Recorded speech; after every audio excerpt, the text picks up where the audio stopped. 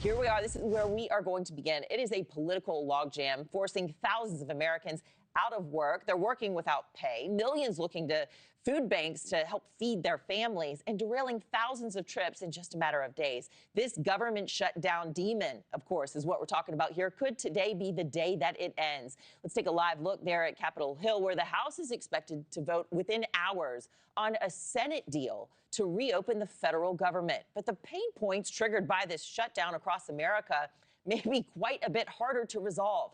NewsNation correspondents following developments from the nation's capital to Wall Street to airports nationwide. We're going to begin this morning, this Wednesday, at the White House. Good morning to you, Tom Dempsey there.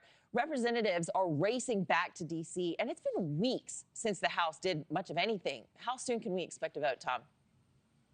Hey, Anna, good morning from the White House. Look, later this afternoon, the House will reconvene for the first time in almost 2 months for this vote to reopen the government. And here at the White House, President Donald Trump has already thrown his support behind this plan, saying he plans to sign this bill the moment it hits his desk. But to walk our viewers through sort of what's being voted on today, this plan would make sure federal paychecks can resume and furloughed workers can return to their jobs. And it keeps federal funding in place through the end of January. It also funds SNAP and veterans benefits through September and reverses layoffs made during the shutdown. What's not in the bill, though, has also made some headlines. An extension of the Affordable Care Act subsidies expiring at the end of the year, a major priority for Democrats throughout the shutdown negotiations. That did not make the final cut. President Trump, though, took a victory lap during his Veterans Day remarks at Arlington National Cemetery, while House Minority Leader Hakeem Jeffries promised to keep fighting.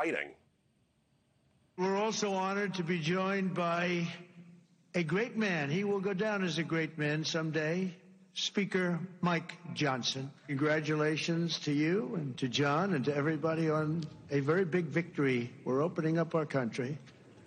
Should have never been closed. Democrats will continue to press the case to say to our Republican colleagues, you have another opportunity to extend the Affordable Care Act tax credits. Health care for people all across this country is on the brink of becoming unaffordable.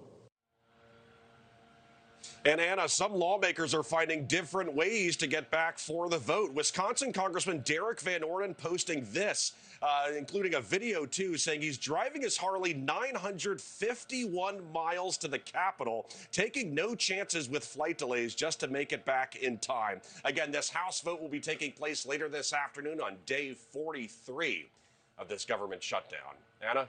Can't believe it's gone on this long, the longest one we've had in our nation's history. Thank you so much, Tom. Thank you for watching. Subscribe below and download our NewsNation app right now on your phone, and you will get fact-based, unbiased news for all Americans.